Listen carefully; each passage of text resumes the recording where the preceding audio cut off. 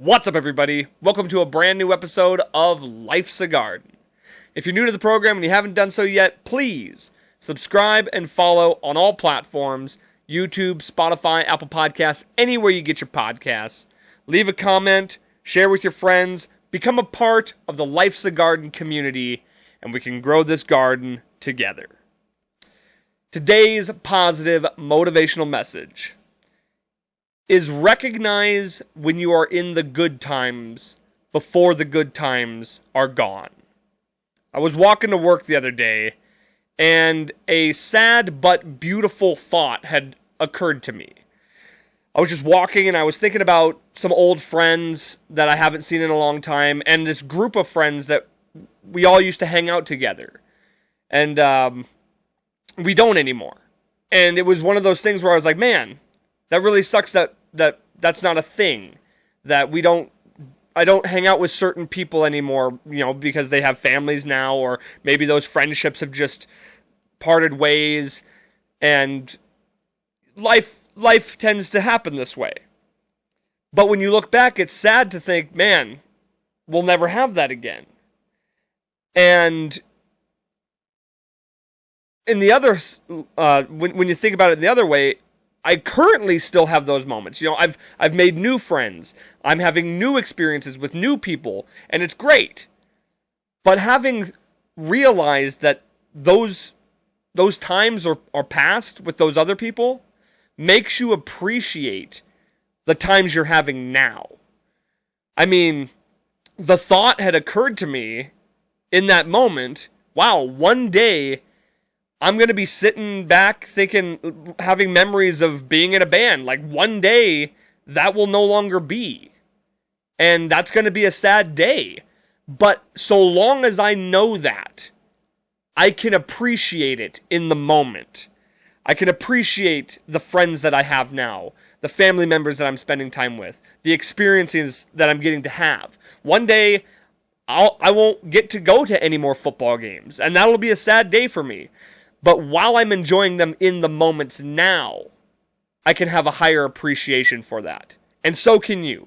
So recognize all the moments and all the people that you're currently surrounding yourself with and having experiences with. And once you realize that one day this will all no longer be, you'll have a higher appreciation for it. And with that, we'll go ahead and get into today's episode.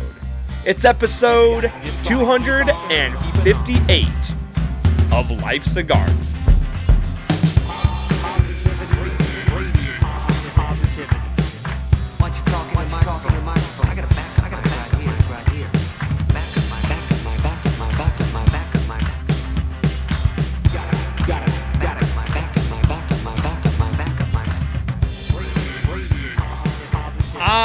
Yes, welcome back.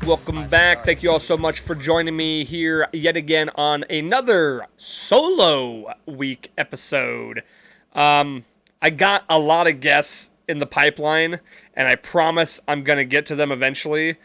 We're just in one of those times right now where I've been super busy. Work has been kicking my ass, which is great because I'm making good money for it.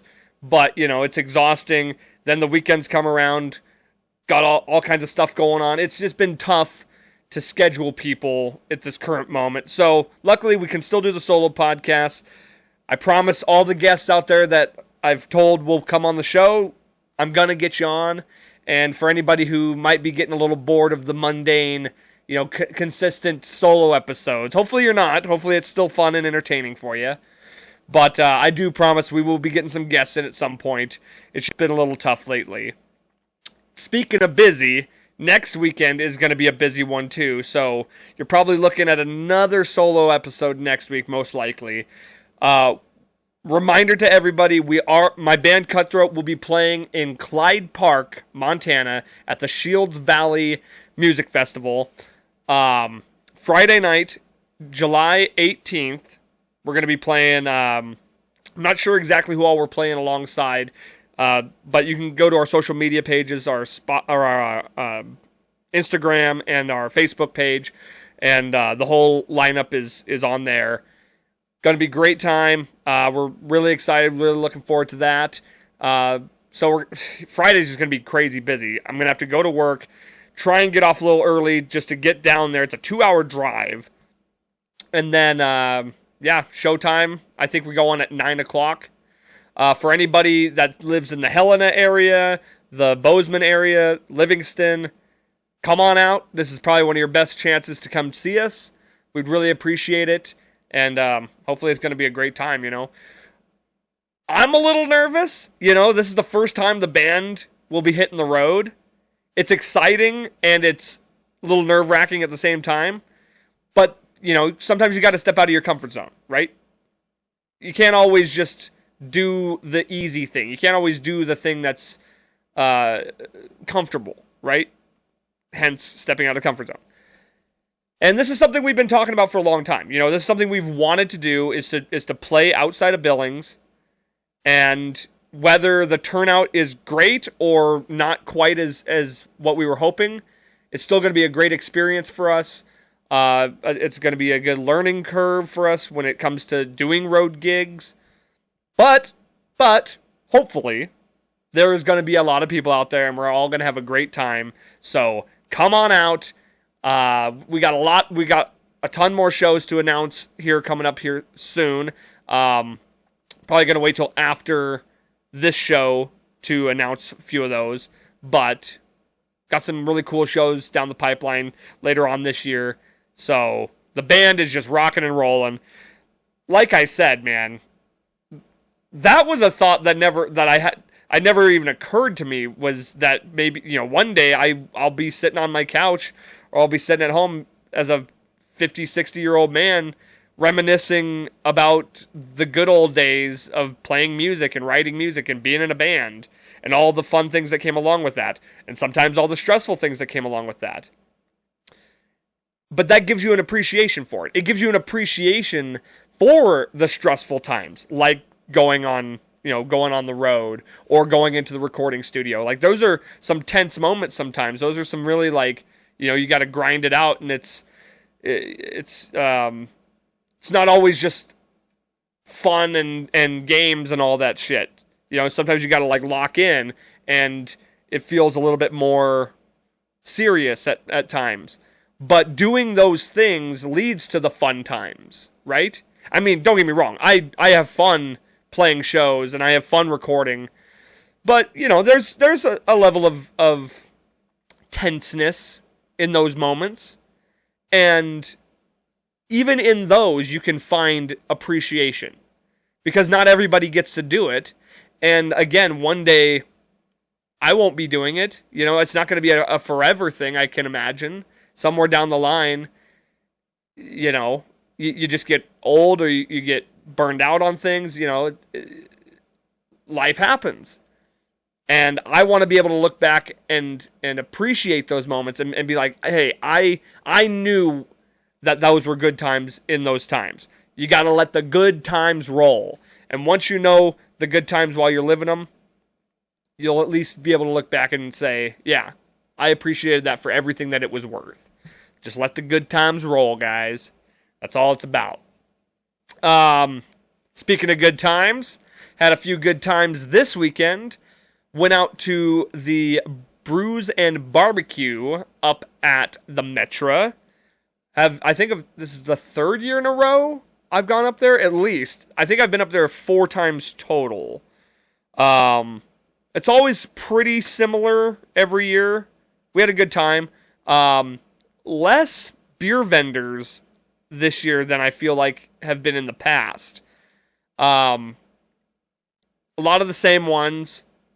In fact, I think it's all the same ones. There might have been a couple of new ones, but they consolidated a lot of them to where there was, 2 or 3 beers from 3 different breweries sometimes under one tent. Nonetheless, still got to have a good time. Honestly, there was probably more food vendors than there were beer vendors, which was kind of funny for it being... I guess the title of the fucking event is Brews and Barbecues, so the food aspect is just as important. You're getting to go around and sample the beers, and then you get a variety of options when it comes to some local food trucks, which is always a good time. It's really cool to see all the different food truck options that we have here in town, which is, we never had that. You know, maybe there was like 5 or 6 ones that were rolling around. Now there's like 30 or 40 of them that are just different food trucks that are around, which is great. It's just, that's a fun little community in and of itself. Now, one thing I'll say is every year during Brewfest or during Brews and Barbecue, it's always the hottest day it could possibly be. Which, I mean, hey, at least you got cold beer to quench your thirst and to cool you down. But hey, as a pasty white ginger boy, not the greatest of combinations. And one thing that, you know, when it's hot out, nobody likes a hot beer. So you got to chug those down pretty quick. That beer's going to get warm. You don't want that. That's no good. So now you're chugging, granted they're little glasses, a lot of microbrews.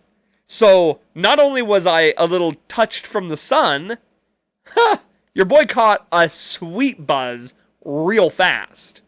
Had some real good tacos from, I believe it was called Ma's Kitchen or Mom's Kitchen, something like that. It's a Mexican food truck, very good food. And yeah, I was there for maybe 2.5 hours, and had a nice sweet buzz. It was pretty good. It was a fun time, and you know, just hanging out with friends. Like I said, having some good times. Thursday went to Alive After 5, which was the Brew Pub's Alive After 5 event. So it was right there on Broadway. Not quite as hot of a day. It was hot during the day, but once the show kind of started, clouds started rolling in. We had a nice breeze come through. So it wasn't unbearably hot, which was perfect. Great turnout there. That was a fun time. A lot of people showed up. And then I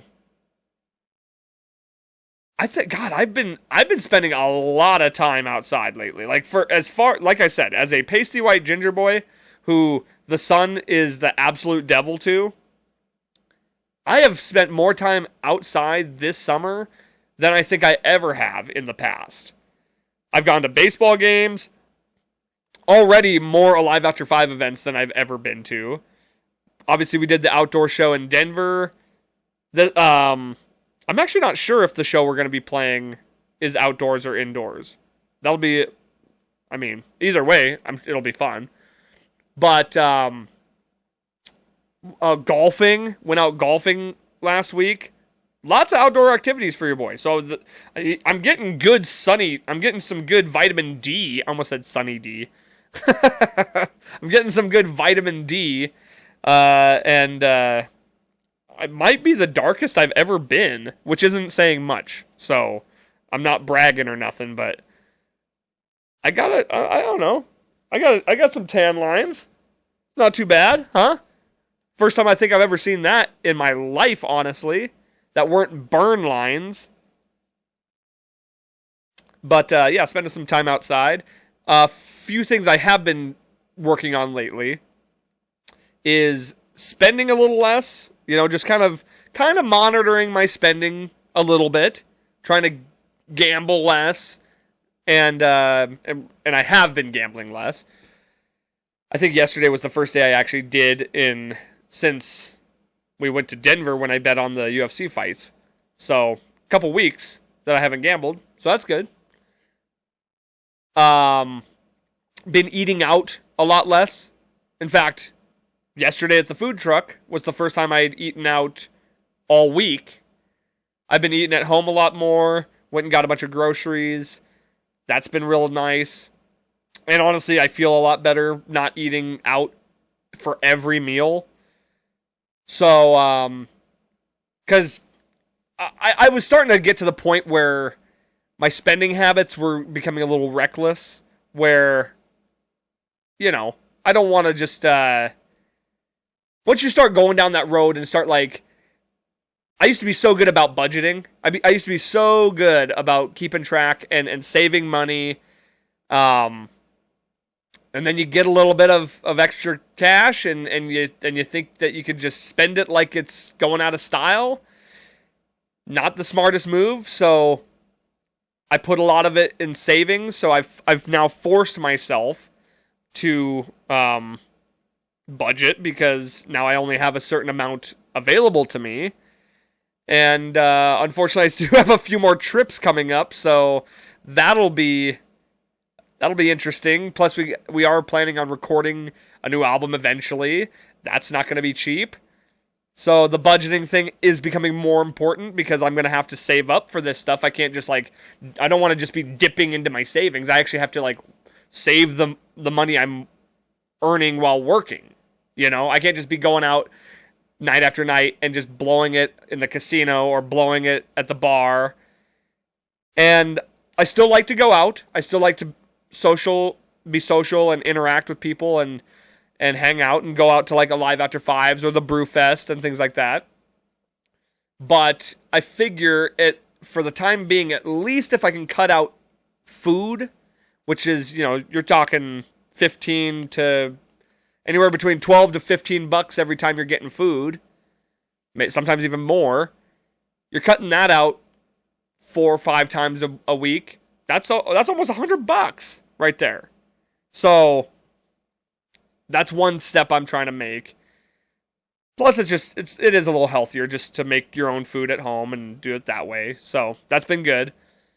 And then, the gambling thing. That's a absolute waste of money. I mean, obviously, you have the chance to win a little extra, but your odds are not always in favor. So, in either way, you're just taking a risk. So I'd rather just mitigate the risk and not do that. So been sticking pretty good with that, and that's been nice. It's been a nice, just kind of what's the word I'm looking for? A self-improvement, I guess. It's been a good just direction that I've given myself that I have to follow. I have the word, it's just not coming out of my brain. Anyway, it's good to have something that motivates you, or something that you can work towards, and that's kind of been my discipline. That's the word. Oh my God, couldn't think of the word discipline. It's nice to have something that disciplines you and to be disciplined about, and that's what mine has been lately. Last week, I had talked about the Ozzy Osbourne final show, his retirement show. And I kind of briefly touched on it. I didn't really go into too many details, but even since then, I've listened. By the way, I just got to get this off my chest, because this hurt me so bad, because I pride myself on putting on a good show here for you guys, and I absolutely dropped the ball last week. And no, it wasn't in the content creating. It wasn't in what I said. I don't really take back anything I said, and I've learned in doing this for long enough that if I forget to say something, I can always just say it on the next episode, which is kind of what I'm going to do now.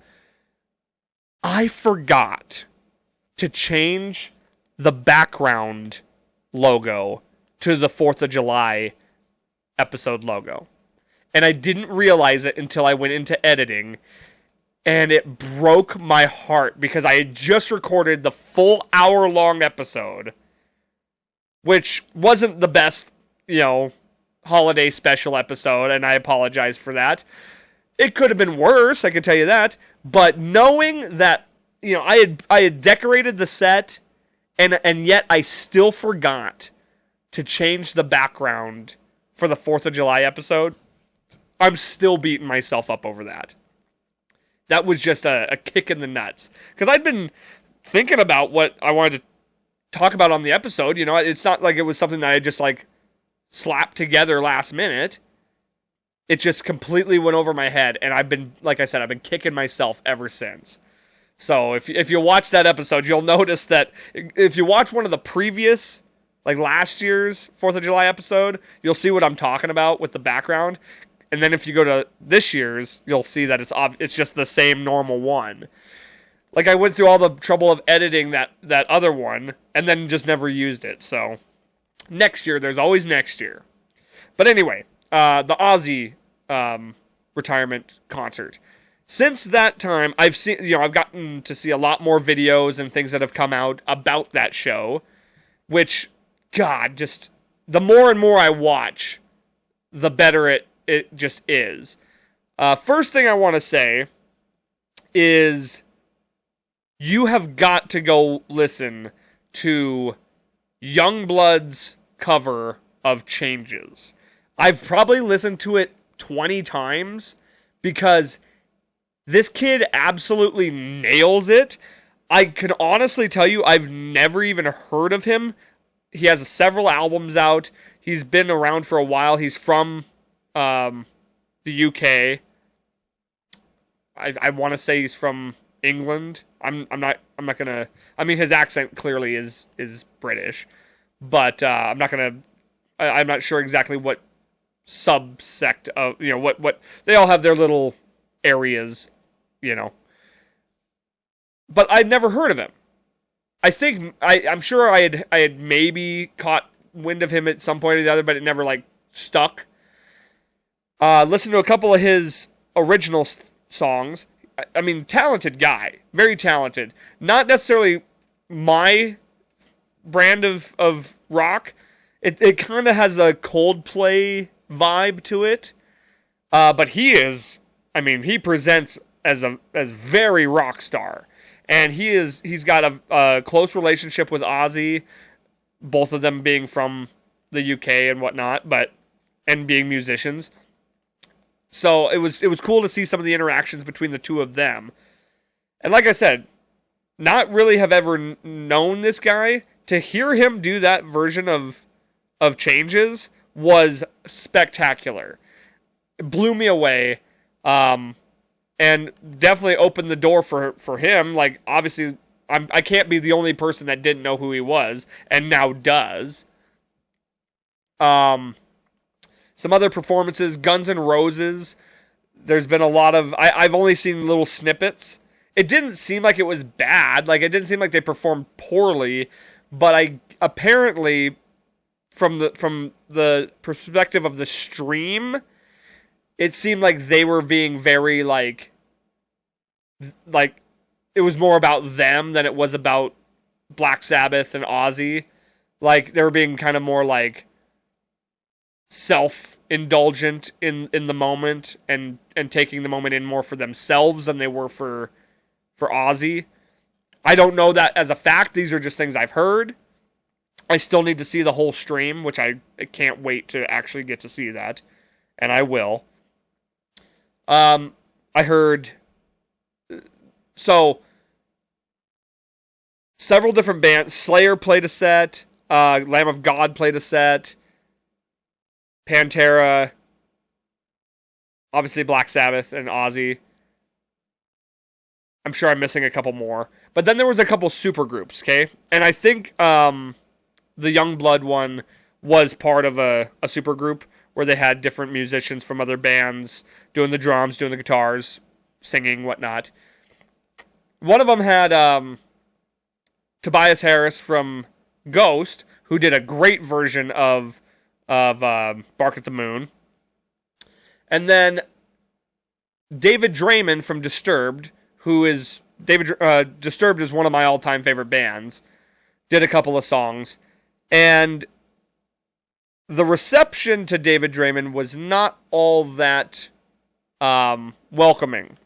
Now, there's a few reasons for this, and I'll dive into that here in just a second. But, so David Draymond comes out and is kind of showered with some booze. They were saying, and I'm not saying they threw beer on him, I'm saying they were booing him. There's definitely videos of where you can hear booze being thrown out.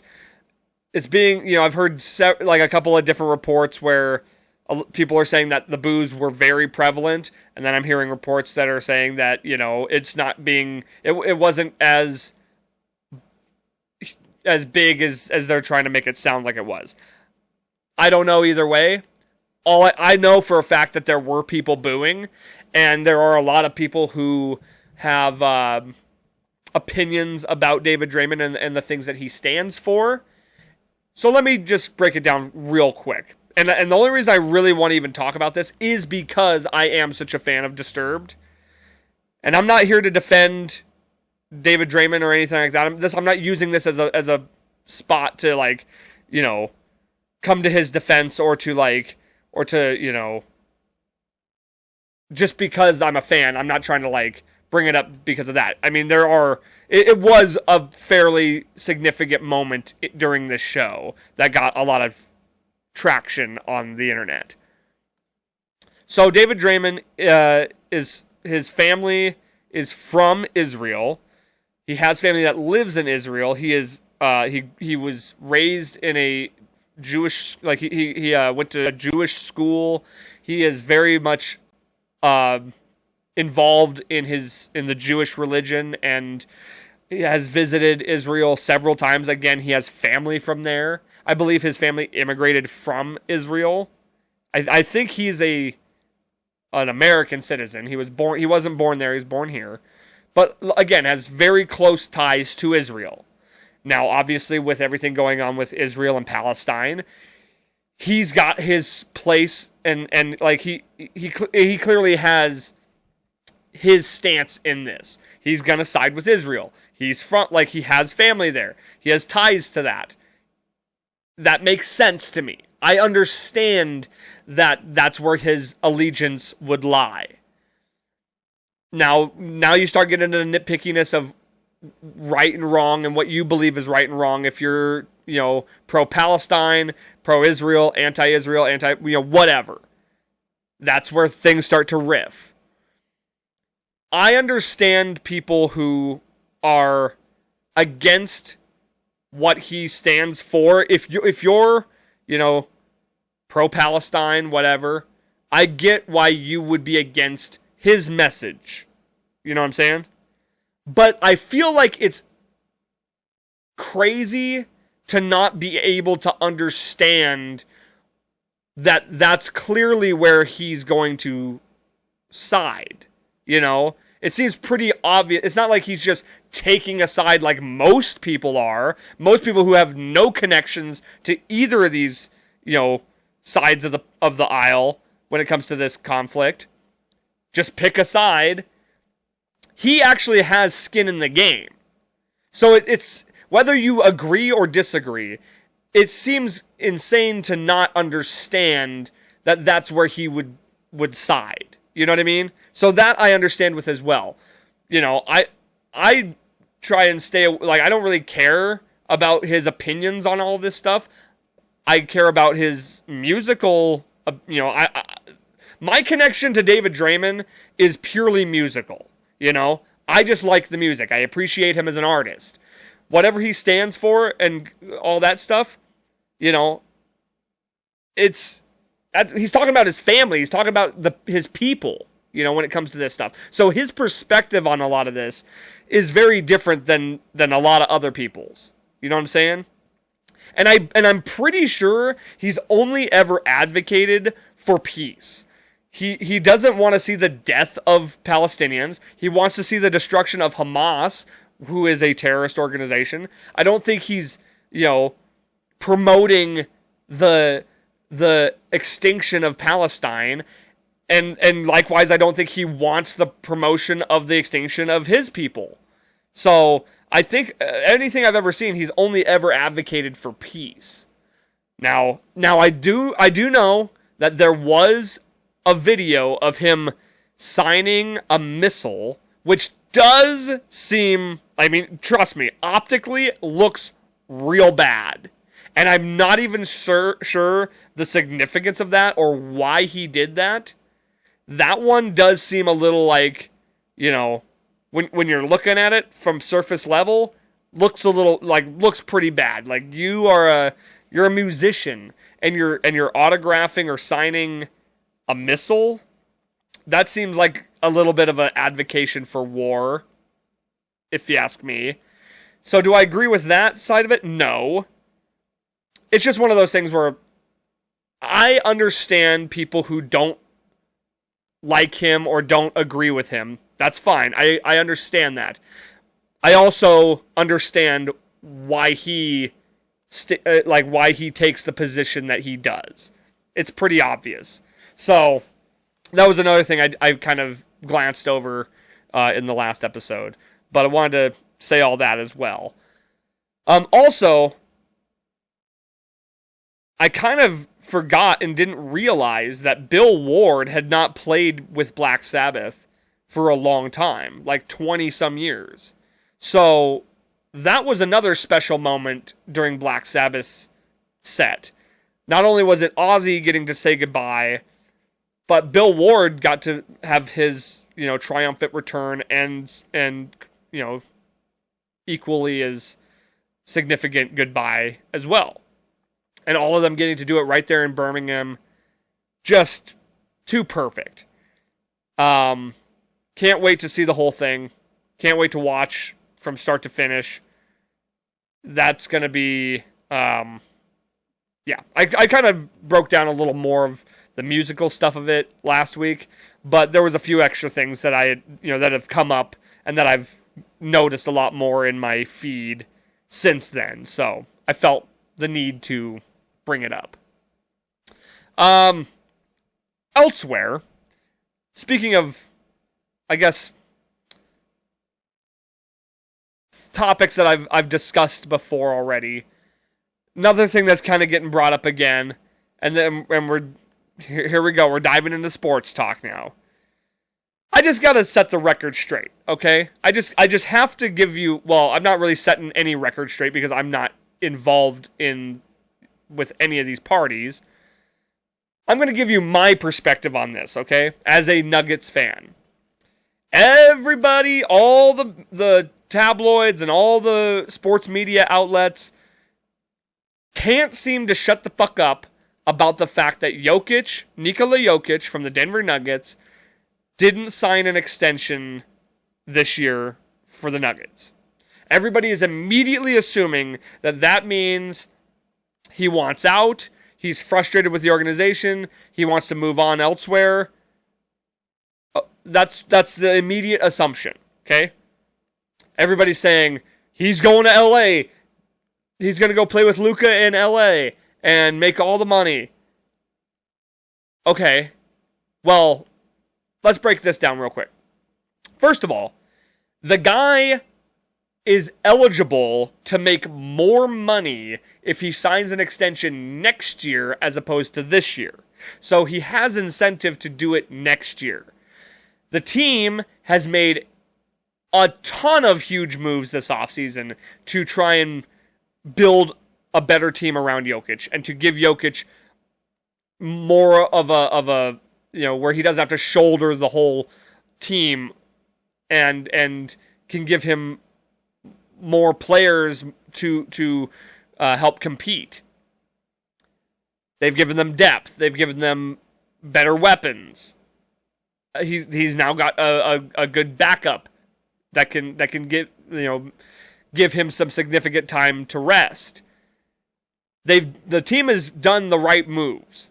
So, and I understand people thinking after they fired their head coach, he might be pissed off about that. I'm sure he had some feelings about it.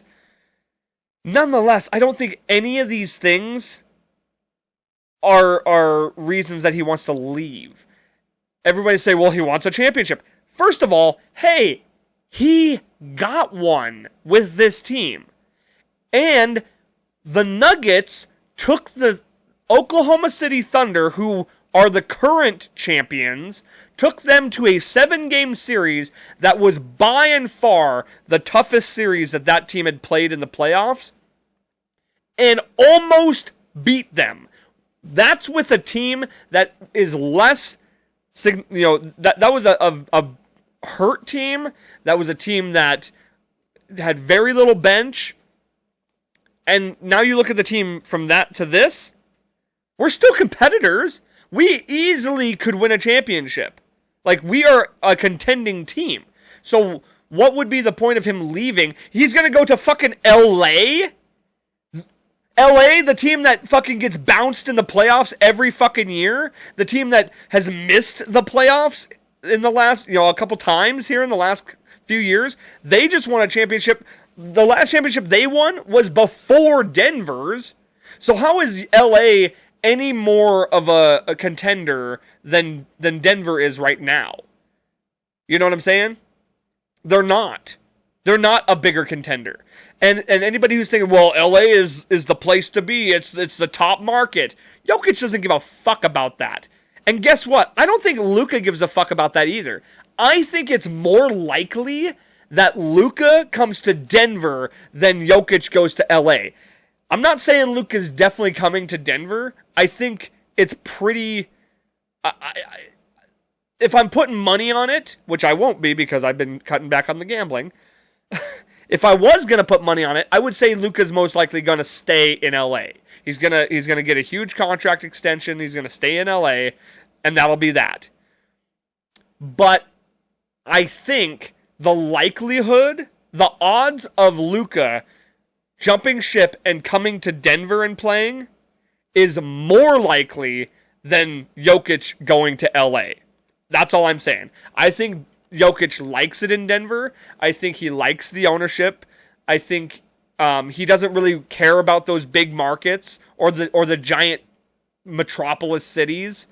I think over all this time, we've built somewhat of a rivalry with LA, so I don't know that he would do that either, just to the fan base itself.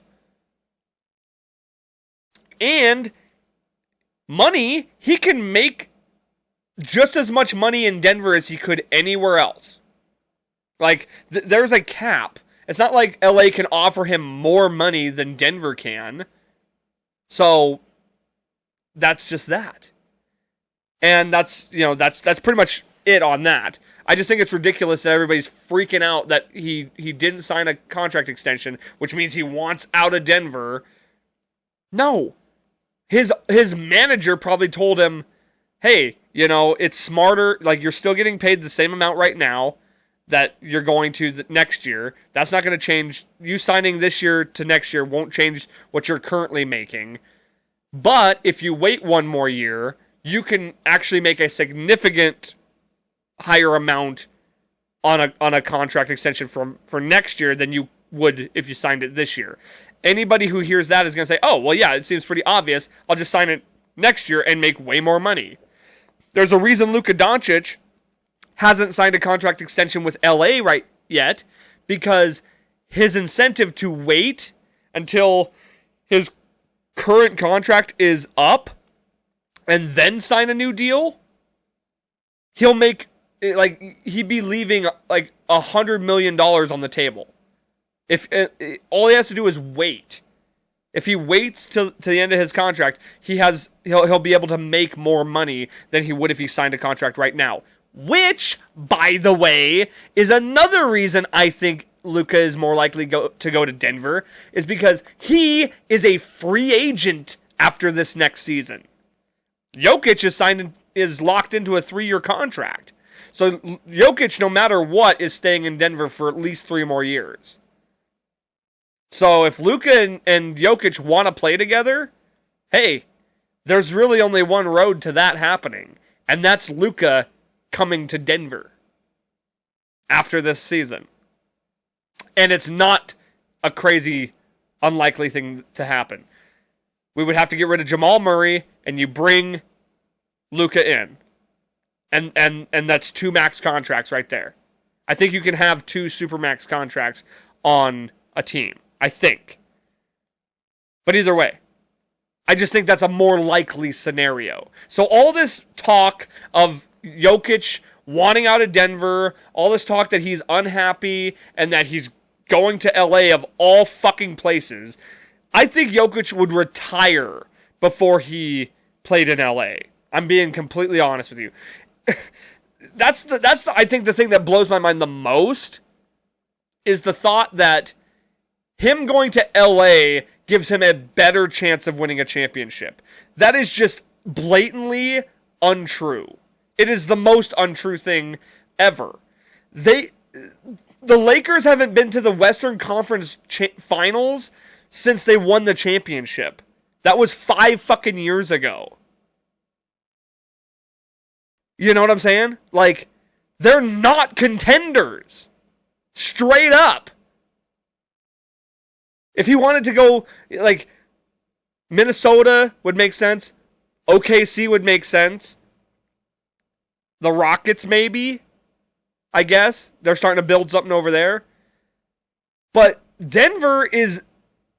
I think Denver's in the top 3 of Western Conference teams right now. It's OKC, it's Denver, and it's Minnesota. Those are your top 3 contenders in the West. And then everybody else, there's a lot of stiff competition elsewhere. I'm not saying that there's a bunch of chumps, but those are the top 3. If you're putting, I guarantee if you go look right now, best odds to win the NBA championship from the West, it's those 3 teams. Those are the top 3 teams. You might see the Rockets in there as well. Those would be your top 4 options as far as who the betting odds are considering to be most likely to win the NBA championship. You didn't hear me say the fucking LA Lakers. So, what are we talking about? That's the contender that Jokic is going to go play for? Give me a fucking break, okay? And they're not going to... And even if he did go there, the duo of him and Luka is not enough to win a championship. You still have to have a bunch of good role players. And they're not just going to let Jokic walk. Like, they would have to trade him to LA, and then they're going to take all the role players that they have. So, that just doesn't add up. If Luka comes to Denver, we would have to get rid of nothing. We'd have to get rid of Jamal Murray because of money, not because we don't want him, but because we'd have to get rid of his contract. Then you bring Luka in, and you don't have to give up any of your assets. You don't have to give up any of your young talent or your bench or anything like that. So, how about that? So, that one's been fucking sitting on me for a minute, and I've been ready to unleash that rant for a while, because that shit, every time I see it, it just grinds my gears to see that shit. Okay, well, I hate to, bring the mood down here, okay? But this is a fairly significant thing that occurred in our community recently that I feel I'm obligated to discuss here on the show. Again, not trying to bring the mood down, but I feel it is my duty as a broadcaster or a podcaster or a media person living in Billings, Montana, to address this. Over 4th of July, it was fucking the night before 4th of July. A woman was tragically murdered in her home by her boyfriend. I believe it was her boyfriend. Up on the West End, like in a pretty like upscale neighborhood. In fact, it's a neighborhood that some of my friends used to live in. We used to go have Halloween parties there all the time, and it's a pretty nice part of town.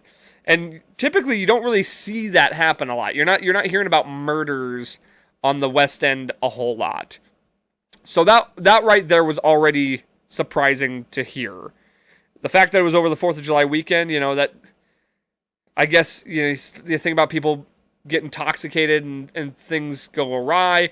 The first thing that I started thinking about was like, well, was it a bad drug deal? Because I didn't realize that it was a domestic violence situation until later.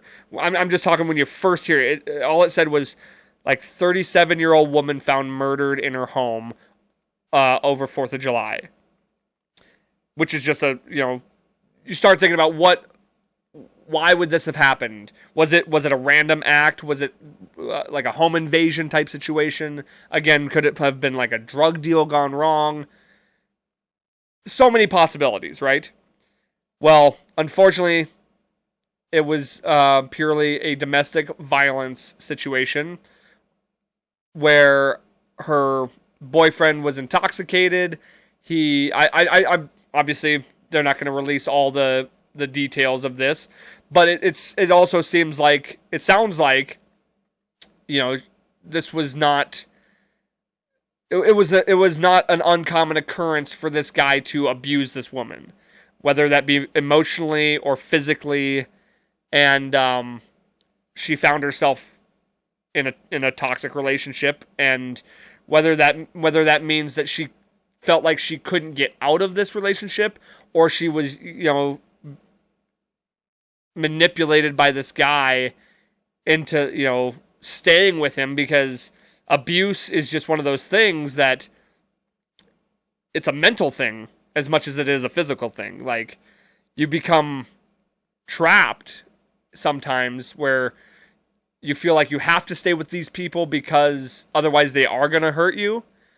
You feel like, they degrade you so much to the point where you think that there's nobody else but them, type of situation.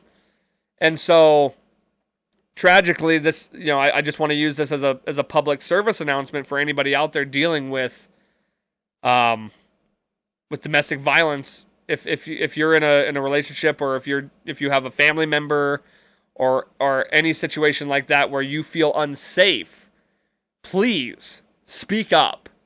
Like, that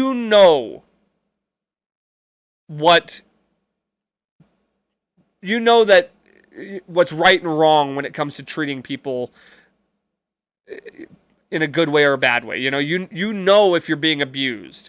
You know whether or not you feel deep down that you still love these people and you don't want to hurt them, or you don't want, if they're treating you poorly, if whether that's emotionally or physically, sexually, if you are being abused and you know deep down in your heart that it is wrong, speak up.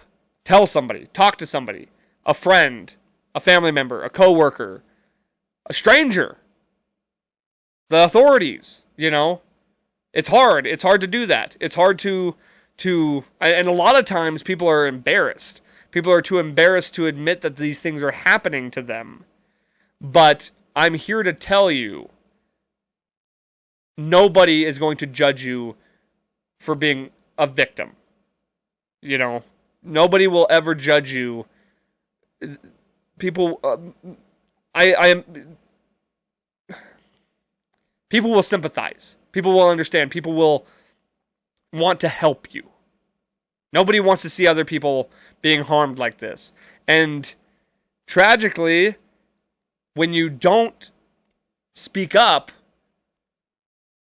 things like this are possible to happen, And I'm listen to me. I'm trying to toe the line here, and I'm not trying to make it sound like she didn't do enough to help herself. You know what I mean? This is clearly an act of this piece of shit guy being a just monster and taking somebody's life. By the way, forgot to mention the most heartbreaking detail of this story, which was that her 8-year-old daughter was in the house when she was killed, and woke up the next day, wasn't able to find her mom, and a family member had to come and find her body, and now this girl is an orphan because this drunk piece of shit, woman abusing monster was not held accountable. And like I said, I'm not putting that on her. Never. But he didn't keep himself accountable. People who are like this are not just like this to one person. So this guy had to have been a total piece of shit to other people as well. And I would hope that there was somebody else out there that didn't know about this. Otherwise, maybe they would have said something. But again, I don't know all the details of this story. So, regardless, we have to use this tragedy as a reminder that abuse is not okay. And if you're being abused, speak up, tell somebody, end that shit right now. We got to end that stuff because it is not okay. And you don't need to lose your life over somebody who's being mentally or physically abusive to you. And that goes for anybody. That goes for men, women, children, anybody. Elderly people. Elderly people get abused all the time too. Young, old, whatever you are. If you are being abused by anybody, speak up. And I promise you there are people out there willing to embrace you and to help you out. Absolutely. So, that... Just God, anytime that happens in your community, something just tragic like that, it's fucking heartbreaking. And I do believe there is a GoFundMe for the kid. I think you can find it on the Gazette page. I think the Gazette did a piece about that in maybe Q2. If I can find it, I will try and link it to this podcast as well, to go help raise some money for that kid, because that's, dude, I can't even imagine. 8 years old. That's just, and apparently this guy was an ex-boxer too, so he already was trained in physical violence, and then you'd think even more so if you're trained. If you're a trained fighter, you would have a little bit more restraint and understand that it's not okay to anybody who's not a trained fighter. Any civilian, whether it's a man or a woman, you're clearly skilled in this position. It's like you would assume they would teach you restraint. And the responsibility that you hold as somebody who, but then again, that just comes down to being a complete mental piece of shit. So whenever abusers don't care about restraint, they don't care about responsibility or anything like that. They're selfish. And so thoughts definitely go out to that family. And again, if I can find that link to the GoFundMe, I'll put it in the description of this video, so you can go find it there. And if it's not in there, hopefully you can go find it somewhere and maybe help donate to that girl. Let's move forward. I actually have it on my list here to talk about the UFC, which seems like kind of a rough transition, but I do kind of want to talk about the UFC fights coming up. These are guys that hopefully are better tempered with their and understand what power they wield in their capabilities of fighting. I do want to go get my phone real quick so I can look up the card. So we're going to take a quick cut here, and I'll be right back. Okay, so UFC 318 is Saturday, July 19th. I will be playing the show on the 18th and then driving back Saturday to come watch these fights because this is a banger of a card. It is Dustin Poirier's retirement fight. He will be fighting Max Holloway for the BMF title in Louisiana, his home. I think it's in New Orleans, which is Dustin Poirier's home state. I think he's from Lafayette, Louisiana, but still pretty cool that they're allowing them to do this in his home state. We also have Paulo Costa versus Roman Kopylov. Kevin Holland. God, I can't believe Kevin Holland's fighting again already. Didn't he just fight? Kevin Holland versus Daniel Rodriguez. Dan Ige versus Patricio Pitbull. That's an awesome fight. Michael Johnson versus Daniel Zellber.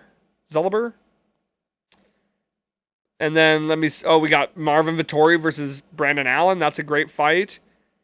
I thought there was another pretty significant one on here, but I mean, don't get me wrong, there's quite a few good fighters.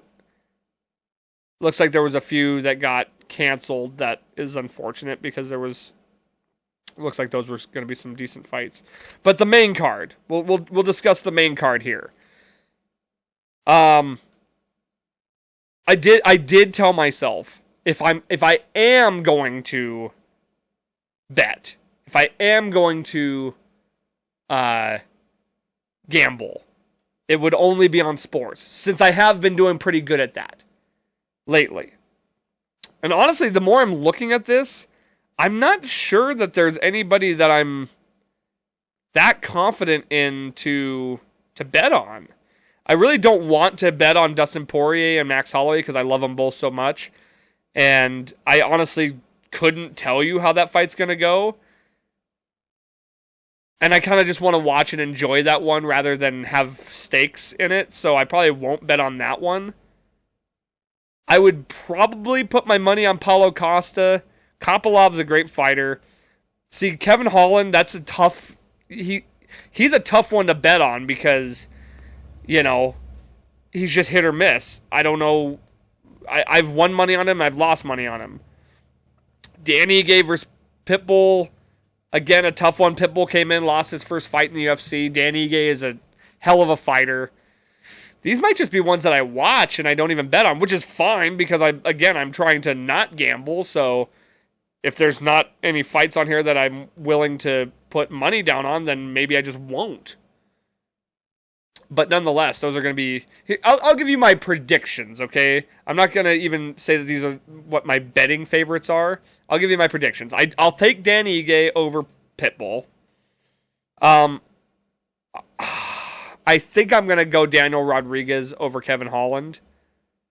I'll take Costa over Kopylov. And then I'm gonna go with Dustin Poirier.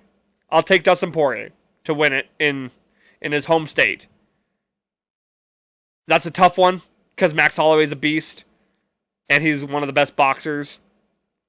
But I'm officially gonna take Dustin Poirier to win the title, to win the BMF title and put it on the ground and call it a career. Which, let me just say this now. Congratulations to Dustin Poirier on an amazing career. Very much looking forward to this final fight. And always been one of the best, one of the most entertaining. So, shout out to Dustin Poirier. And good luck in retirement. Let's close this bad boy out with a word from our AI friend here. Because I finally did get the voice modular to work. So... No, I think we used it last week, didn't we? Did we use it last week? I used it recently on the podcast with the voice memo deal. What should I ask? Okay, you know what? Here's how I'll ask. Hey, D-Kick3, what's new? Sitting here on the podcast and started it off talking about how you realize that things have passed and the good times have gone by, and it helps you to realize that the current good times that you're having, it gives you more perspective on the current good times that you're having. Do you have any thoughts on this as far as recognizing that you're in the good times before they're over? Absolutely. It's a powerful realization. Often we don't notice we're in the good old days until they're memories. Being present, appreciating the moment, and reflecting on what's good right now can enrich our lives. It's a reminder to cherish every moment. What triggered this reflection for you on the podcast? Oh, I was thinking about the other day about old friends that I used to hang out with that I no longer do, and it was just thinking about good old memories, and then thinking about the current memories I'm having with people that I hang out with now, and my band, and all those things, and thinking that one day those will also be done, and that I can cherish those moments now because I recognize that the moments in the past are in the past. That's a really grounded perspective. Realizing the importance of living in the present can deepen your connections and experiences, especially with your band and friends. Time passes and things change, but cherishing what's happening now makes those memories even more special. Anything specific about your current experiences you'd like to make sure you remember? Not today. Thank you very much, co-pilot, for those. I mean, hey, I don't know if it's the British accent that co-pilot has that just makes it sound so much more eloquent than when I'm talking on here, but I think that was very well said, and I think that's a perfect way to end this episode. Thank you all so very much for joining me again. This was a fun one. Talked about some good stuff, some heartfelt stuff, some sad stuff, some happy stuff. That's kind of what we do here on the podcast. We just cover all our bases. If you're able to, come on out to Clyde Park this Friday. Come check us out. It'll be a good time, music festival. Looking very much forward to that. If you are in any way dealing with mental, physical abuse of any kind, reach out to somebody. Let somebody know. Help yourself. Help yourself. And let the good times roll. Understand that you are living the good times now, so that later when you look back, you don't feel like you missed out on them. But most importantly, don't forget, life's a garden. Dig it. Just gotta keep on keeping on.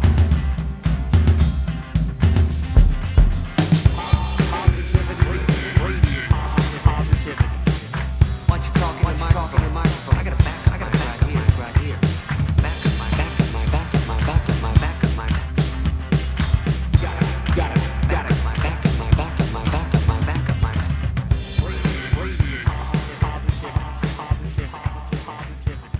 Life's a garden, dig it, you make it work for you.